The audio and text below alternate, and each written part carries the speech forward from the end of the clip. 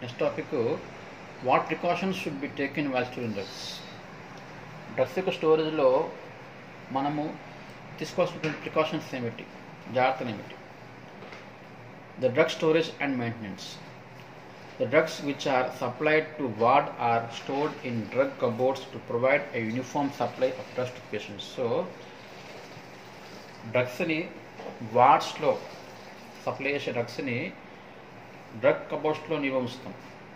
ఎందుకొరకు అంటే to provide a uniform supply, ఎటువంటి ఆటంకం లేకుండా నిరాటంకంగా సప్లై కావడానికి మనం ఈ కబోర్డ్స్లో ఉంచేస్తాం.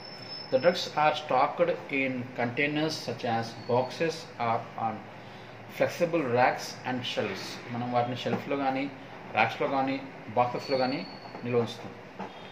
It must be ensured the drugs which are stored remain preserved in storage. So వాటిని జాగ్రత్తగా ప్రిజర్వ్ చేసుకోవాలి, మనం నిల్వ ఉంచుకోవాలి. There should not be any damage due to high temperature or exposure to sunlight.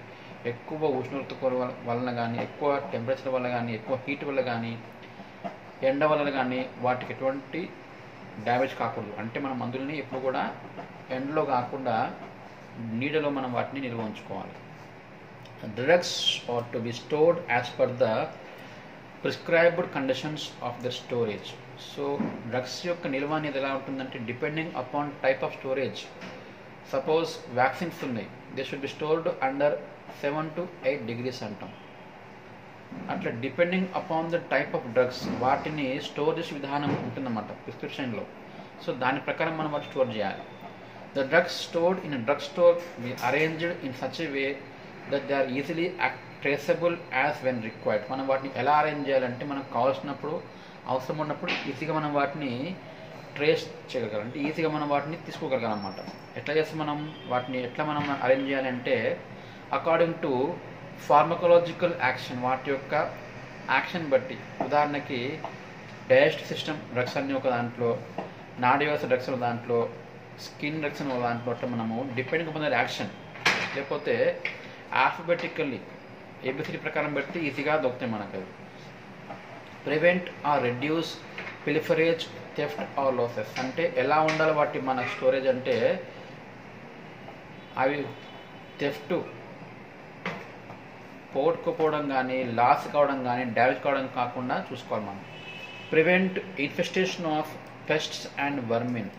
కొన్ని కీటకాలు కానీ, కొన్ని పురుగులు కానీ, కొన్ని వేరే ఇతర పెస్ట్ అంటే ఎలుకలు లాంటివి కానీ వచ్చి అక్కడ ఉండకుండా మనము ఆ ప్లేస్లో మనం డ్రగ్స్ని స్టోర్ చేసుకోవాలి. Most recently received drugs are placed behind old stock on the shelf except where new drugs have shorter expiration dates. అంటే రీసెంట్గా వచ్చినటువంటి మెడిసిన్స్ని ఏం చేయాలి, మనము ఓల్డ్ స్టాక్ వెనక పెడతాం. ఓల్డ్ స్టాక్ ముందు వెళ్ళిపోవాలి బయటికి, తర్వాతనే ఫ్రెష్ స్టాక్ బయటికి వెళ్ళిపోవాలన్నమాట. Rule of first in and first out should be applied always. అంటే ఏంది, ఏవైతే ముందు స్టాక్లో వచ్చినాయో వాటి ఫస్ట్ బయటికి పంపాలన్నమాట. The drugs that were received first should be used first except new stock has shorter expiration date. So ఎప్పుడైతే ఎక్స్పైరీ డేట్ తక్కువ ఉంది అనుకుంటున్నామో ఆ కండిషన్ తప్ప మిగతా కండిషన్ ఏం చేయాలి, మనము ఫస్ట్ వచ్చిన మెడిసిన్ని ఫస్ట్ బయటికి పంపించేస్తాం.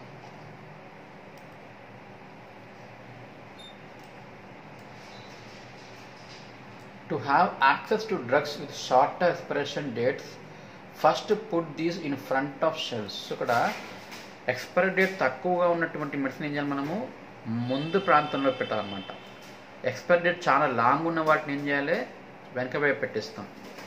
All drugs including samples should be maintained separate from non medications in a locked cabinet which is sufficiently secure to deny access to the unauthorized persons. Unauthorized persons అంటే ఇప్పుడు అన్అథరైజ్డ్ అంటే authority లేని వాళ్ళు, అంటే బయటి వాళ్ళు. ఎవరికైతే ఈ మందుల మీద ఎటువంటి ఆజమాయిషీ లేదు, బయటి వాళ్ళు, వారికి ఈ మందులు అనేవి అందుబాటులో లేకుండా వాటిని ఏం చేస్తాం, మనము లాక్డ్ క్యాబినెట్లో పెడతాం. అంటే ఏంది, లాక్ చేసినటువంటి కబోర్డ్లో పెట్టాలి.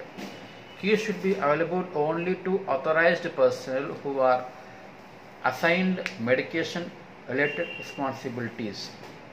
ఆథరైజ్డ్ పర్సన్స్ మాత్రమే కీస్ ఉండాలి. అది కూడా ఎవరికి అంటే ఎవరికైతే మెడిసిన్స్ని ఇచ్చేటువంటి రెస్పాన్సిబిలిటీ ఉందో వారికి మనం ఇది ఇవ్వాలన్నమాట. Store medications that are for external use only separate from the medications intended for internal use. మందులు ఎలా ఉంటాయి అంటే కొన్నేమో ఇంటర్నల్ యూజ్ ఉంటాయి, కొన్నేమో ఎక్స్టర్నల్ యూజ్ ఉంటాయి. ఉదాహరణకి సిరప్స్ ఉన్నాయి, ఇంజెక్షన్స్ ఉన్నాయి, అవి ఇంటర్నల్ యూజ్. ఆయింట్మెంట్స్ ఉన్నాయి, క్రీమ్స్ ఉన్నాయి, అవి ఎక్స్టర్నల్ యూజ్. సో అట్లా ఎక్స్టర్నల్ యూజ్కి ఇంటర్నల్ యూజ్కి ఉన్నటువంటి మెడిసిన్స్ మనం సపరేట్గా పెట్టేస్తాం. Store look alike and sound alike drugs separately. చూడ్డానికి సేమ్గా అనిపించే మెడిసిన్స్ కానివ్వండి, లేదా పేర్లు వినడానికి సేమ్ ఉన్న మెడిసిన్స్ కానీ దూరం దూరం పెట్టండి, కలిపి పెట్టకండి. పొరపాటుని తెలియకుండా ఇంకో మందులు మనం వాడడం జరుగుతుందన్నమాట. Rotate medication stock monthly employing FIFO first in first out. ప్రతి మంత్ ఏం చేయాలి మనము ఆ విధానం ఫస్ట్ ఇన్ ఫస్ట్ అవుట్ అనే విధానాన్ని ఖచ్చితంగా మెయింటైన్ చేస్తూ ఉండండి. Records in the form of controlled drug registers must be kept. మనము రికార్డ్స్ మెయింటైన్ చేయాలన్నమాట. అంటే మందులు ఎలా ఇస్తున్నాం అనేది మనకు రిజిస్టర్లో మెయింటైన్ చేస్తూ ఉండాలి. Each drug must have its own specified page which is headed with drugs name and strength. ప్రతి మందుకి ఒక ప్రత్యేకమైన పేపర్ ఉంటుంది దాంట్లో, ఒక బుక్లో.